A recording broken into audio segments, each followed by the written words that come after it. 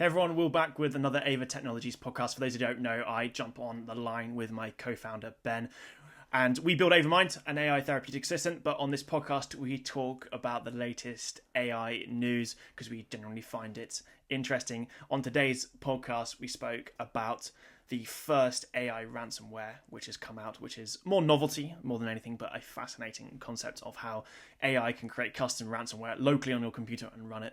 Before we then jumped into how software of the future is going to be malleable, how the traditional SaaS model will die and you'll be able to tell AI to create the software that you want and it will do it in real time and it will be flexible to you. An amazing sci-fi concept as well. Before finally covering off a research paper, which I personally find interesting, which is how to make small local models better at agentic use cases, which I think will be, a big thing for the future. If you like things like this, don't forget to like and subscribe, and I'll catch you in the next video. Hey everybody, welcome back to the Ava Technologies YouTube channel. Hope you're all doing really well. And we've got some interesting snippets of news that we share every day. So just quickly, for those of you who are new to the show, we're a new, channel, new YouTube show. And we work in the AI space. And what we thought would be fun to do, both for our own benefit and share it with others, is to really grab what the top stories of the day are, because obviously this AI space is just going so fast and so crazy, and even working in the space, it feels like it's running at 100 miles an hour. So it's a good way for us to keep up to speed, and we'll share what we're seeing in the news. So we literally just grab some of the latest news that grab our interest, and we react to them and share our thoughts. We're going to keep each story to 5 minutes. We do sometimes go over that timeline, so apologies for that, should I say.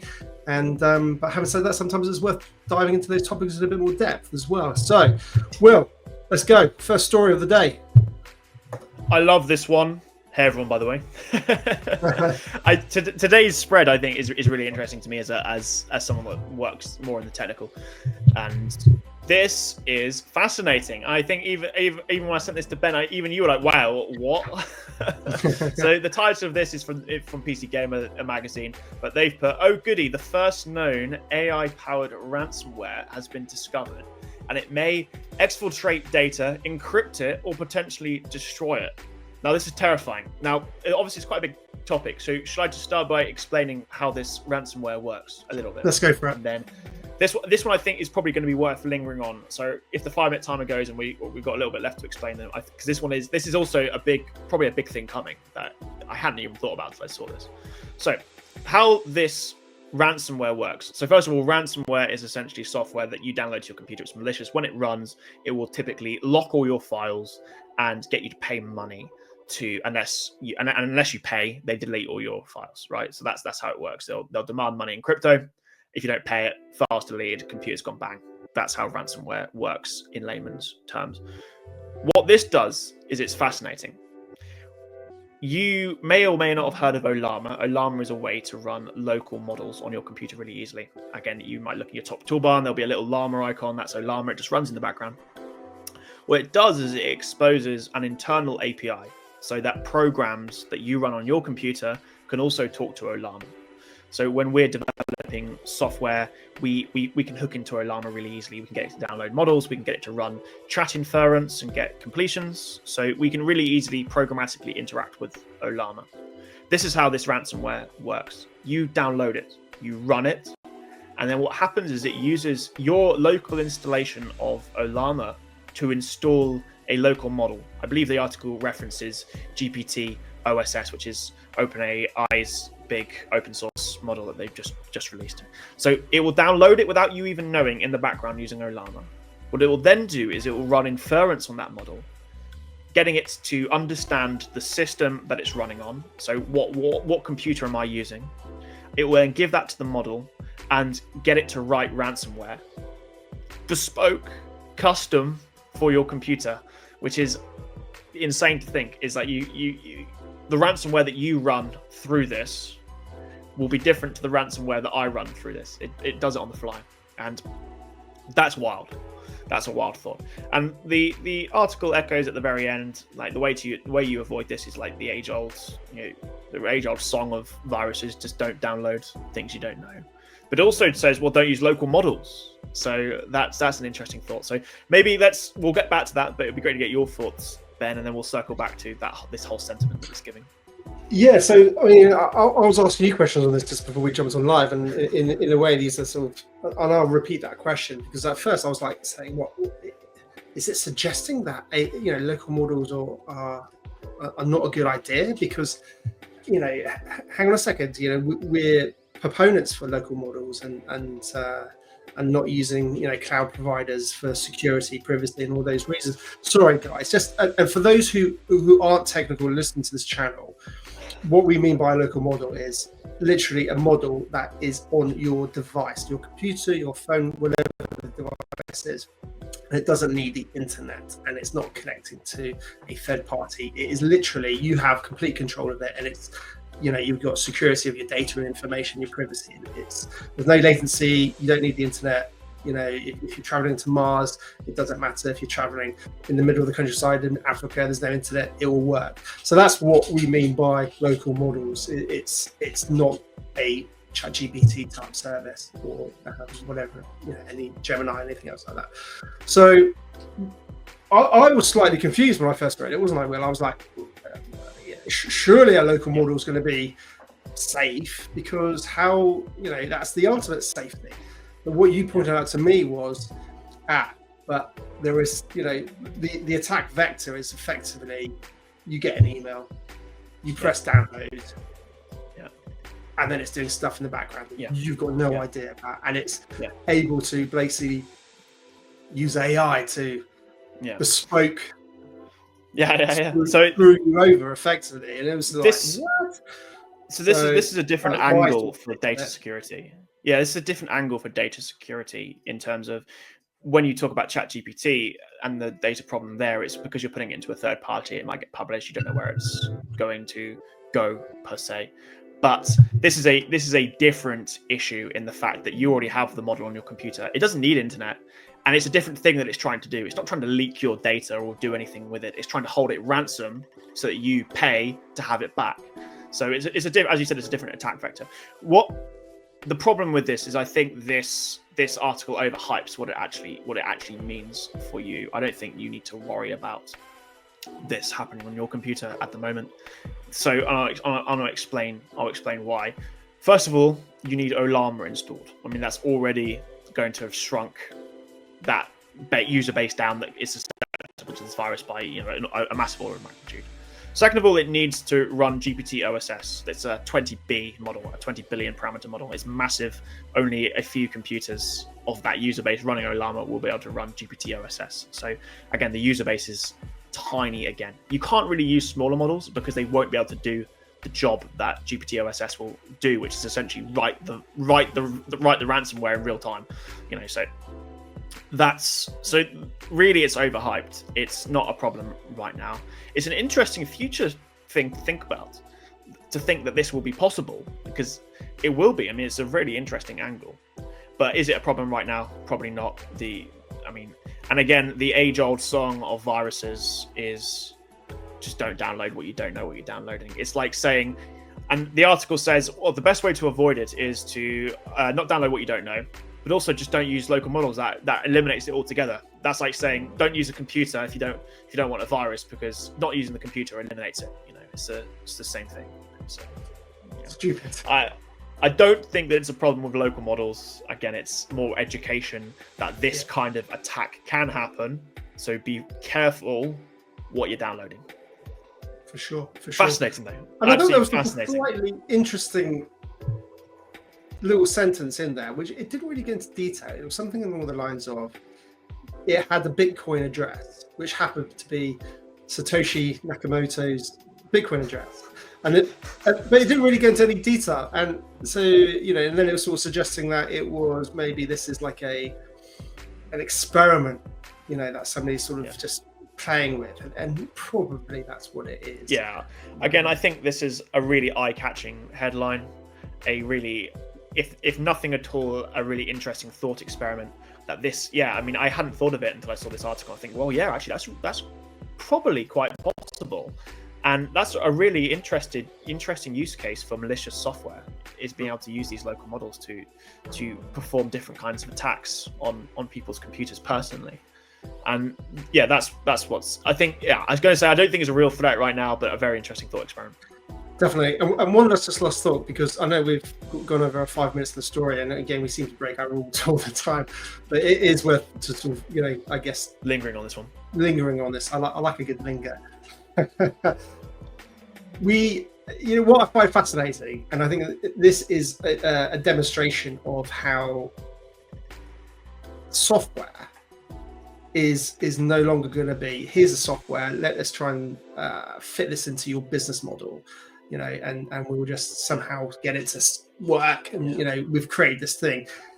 Because we've talked about this before, where AI is creating opportunities where it's bespoke to every user, and this is a bespoke use case. Is that AI, although it's malicious, is going to be building a bespoke solution to bugger up your computer, and every solution is going to be different. And we literally had a phone call with an organization who's exploring about AI within their organization, and how a lot of the solutions that are being sort of approached to them are, oh, we've got this product, let's shoehorn it into your operations. And actually, the reality is organizations, and the future of AI is bespoke solutions, because AI gives us that capability. We talked about in marketing, and Ava Mind, our app, how we're going to be developing, a bespoke AI, Ava, to interact with every individual, and that is the future. And it's just really interesting to see how this is not a good use case, but a bespoke AI use case. This leads absolutely beautifully, perfectly into the next article. If you don't mind me putting it up, this we can just literally carry on talking about this exact thing. All right. So this article 5 minutes. This article is fascinating as well, and something that we've spoken about a little bit, certainly the personalization side of it, but how this comes to be in a practical sense. This is what this article is talking about. So it's titled "Malleable Software Will Eat the SaaS World," and essentially what we're speaking about now is that we have some very beautiful tools, very functional tools that do lots of different things. This article references a bunch of great tools that are beautiful, well designed, but fundamentally inflexible. They have a massive opinion on how you should work, what you should work, and what that means when you're rolling it into your workflow or a company's workflow is that it's you have to shoehorn it in a lot of the case. It's not built for that purpose. You have to adapt your workflow a little bit to work with the tool that you're using.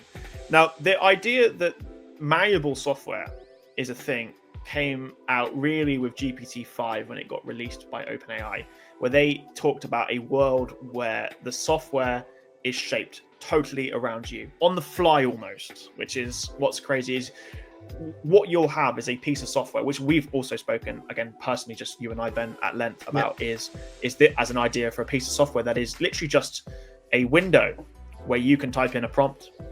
It connects to different services, all your different services. It can do different things, and it becomes like that one software that can do it all, genuinely. And this idea only gets bigger and better with large language models that are capable of generating code as well. So on one hand, that ransomware is a bad use of it, but on this side, you could type in, I want a piece of software to create music with a piano, even though I can't play the piano. And the idea is that GPT-5 or a similar big, large language model will just create the UI there and then for you. There's your piece of software, bang, right on the screen. You don't need to download Photoshop. You just ask for Photoshop, bang, Photoshop's there. There you go, an image editing software. And the large language model can shape the experience that you have with that software to be whatever you want it to be. And then this is the whole idea. That will absolutely kill just about every startup, every SaaS model on the market, because suddenly you just need this one piece of software that can do whatever you want it to do. In plain text, you write, you get. Amazing. So do you think it would be almost, we did talk about, I mean, it's crazy, we've talked about this so many times, and it's really interesting because so many people don't see this coming. Do you see the battleground being fought for these SaaS products being, oh, can we be the product of choice for your OS system, if that makes sense? So so you buy a Mac and you just type in, oh, can you email and send them a PDF of this and create it. It just all happens in one solution, but it happens to be sent out via MailChimp, for example. Yeah. Do you think that's what the battleground is, or do you think actually even those things like an email platform won't exist at all because it's just not needed? I think that you'll never get rid of everything because you'll need a database. You'll need a central database for your services. So if there's a piece of software that you can't, ChatGPT can't spin up. So, but I think it will slowly get less and less need for certain pieces of software because you have this one piece of software that can create it. So I think the first stage is there's going to be a piece of software where we're able to go and it connects to all the services that you have already as a business. So say you use MailChimp for email sending, you use Hootsuite for publishing to social media, you use Google Analytics for your website data. This piece of software will connect into all of those, and by doing that it connects to the large language model. So then you're able to say, can you tell me how many site visitors we've had in the last quarter, and it will then bring that down for you. The large language model has access to it, it can put it down. Similarly, you can say, can you send this email out to all of my contacts on MailChimp? And again, it will do the same. That's the first stage, I think. Second stage will be then replacing that, with low-level UIs. Do you need a code editor today? So you can go, generate me the code editor to work on my project, or you know what I mean. It comes in stages. It will slowly connect to other services before starting to replace those services on the fly if you need it. And then I think there will always be a fundamental need for some software like databases, like central stores of things. But as with AI, let your imagination run wild. I mean, it's increasingly more and more do we talk about stuff that feels like just completely bonkers and completely sci-fi. So, the sky's the limit. 5 minutes, perfect. That was really interesting. That was well timed. That was perfect timing. Next story, go. Yeah. And this one is one that is very technical, but one that I feel like I drum about this all the time, but it's absolutely fascinating. I love this field of study. I think it's just so much where the future is going, and this is essentially an interesting paper basically on how we can make small language models do better locally, because at the moment they're quite dreadful. They're quite good for conversations, so you can have a chat with a local model and it will do back and forth with you. It'll sound really good. It will be coherent. Again, you probably won't notice in a general conversational sense. You won't notice much difference between that and a large model.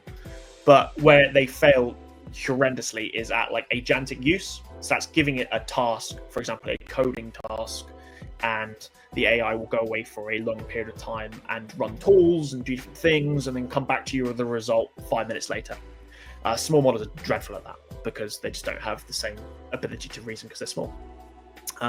This paper goes into how to start solving this kind of stuff, because that's going to be a big, everything that we're talking about, I think, is going to rely on these small models running on your computer and working properly, and we are developing that and we're getting there, but it's not quite there. So these kind of technical papers, this one is still from April, but it's come up as a key piece of news recently, but it provides a technical set of specs to try and get more out of local models. It's the reason I wanted to talk about it is because it's something we're doing massively. I'm literally going to go away after this and digest this whole paper and see what we can implement within what we're doing, how we can use some of these ideas to push what we're doing, and it's just generally fascinating. Brilliant. And on that point, well, because I can't really add anything here. Because number one, I haven't read the article, so sorry guys. And number two, I'm not technical, so I tend to come from a what does it mean for the user? What does it mean for Joe Blogs? What does it mean for the consumer, the products? What's the how do we position it, market it, and all the rest of it? And hopefully ask the dumb questions that people think about but maybe too afraid to ask. So that's where I can ask you stupid questions, Will, and you can shed light and bring some clarity to these things. So Will, on those points, you said you're going to digest it and think about it. What's your initial thoughts for like our product with Ava Mind? So do you have any initial thoughts? If you don't, 100%. When you're running a local model, And this is something that I'm going to look at how this paper is suggesting we do certain different things. And I've had a scan through already, and a lot of what they're talking about resonates with the work that we're doing. So that's really great. What you have to do is you could just run a local model really easily. Like, you could run a model easily. However, it's not fine-tuned in any sort of way. It hasn't been given a framework to work within. That's an interesting view, Ben. I was going to check. I'm trying to put you on it. So you're talking. I thought it's more interesting having you talking than me. I like changing the views. Going a bit crazy here, everybody. Sorry about that. But if you're... That's all right. No, honestly, keep it there. That's fine. There we go. One of the things. Oh, there we go. I see what you were aiming for now. I see. See, we're very professional at Ava Technologies in terms of our podcasting abilities. Though next week, I think we're going to be doing some in-person stuff. So watch out for that, because hopefully the quality is going to go through the roof. I think. I mean, naturally. Don't promise what you can't deliver. No, so we're going to try and do some in-person stuff. So that'll be good. I think that'll make the content really, really good. So anyway, back to what I was talking about in terms of what we're doing with small models. What is abundantly clear is that these models need their hand-holding a whole lot more. Whereas like a massive model, you can put anything you want into it, and it will understand roughly what you're asking it, and it will do well. But a small model, you have to be really quite structured in what you're asking it. It goes back to a common training mechanism when you're first learning about how to use AI. It's like how to prompt. Same thing within software. We have to write system prompts underneath that layer on top. We also have to do fine tuning and tool call setup. And there's an awful lot of stuff that you have to give to the AI as context. And if you've done it really poorly, you won't know with a large model, because it will probably understand. But with a small model, it just won't work. It just won't understand. It won't be able to do it. So what we need to actively develop is a framework for which software works around small models. At the moment, again, as these models improve, it will become less and less required. But at the moment, we need to spend a lot of time developing frameworks for the models to work within that detects that we're using a small model and sets up your environment to work like that. And then out the other side, hopefully you can start to see improved quality as a result. So yeah, this article is fascinating because it provides a framework in which to do that. And again, we can share ideas to what we're already implementing and working on with this to see if some of their ideas can help us within our mission. Because what we needed to do is set up a framework within Ava Mind that these small models can work within to do as good a job as a large model can. Awesome, mate. That was really interesting. Excited to Technical see how that evolves. Yes. Brilliant, yes. Brilliant. I think we've hit all the stories, haven't we, today? We have. I think the headline's got to be, Satoshi is trying to basically nick everyone's Bitcoin and ransomware everybody. That's got to be it. No, yes, I love that story. I really enjoyed talking about it. I mean, it's just an interesting thought experiment. And then it's just like the added Bitcoin address to send the money to is Satoshi, which is hilarious. Definitely. As if he didn't have enough money. Yeah, maybe it needs a bit more. Yeah, maybe. Okay, well, let's wrap it up, mate. Listen, everyone, thanks so much for joining us. Like, subscribe, do all those amazing things. We really appreciate it. It doesn't cost anything. And we'd love to start interacting and having some questions from you guys. I know we're having one or two people watching the show at the moment, but it will grow. And early supporters are really appreciated. So any final thoughts, anything you want to say? I think you always summarize it very well. Look out for the stuff we're doing next week. I won't promise, but I think it's going to improve it. And because that's what we want to do, is we want to try and bring value to what we're doing. It's such a fascinating space. I think it's one that's fast moving and very, has value to everybody's lives. So I like talking about it. And I think, hopefully if we can grow this as a platform for people to understand and learn about the fast moving pace of AI, then brilliant. So look out for next week. Awesome. Brilliant. All right. Take care, guys. Cheers. Bye.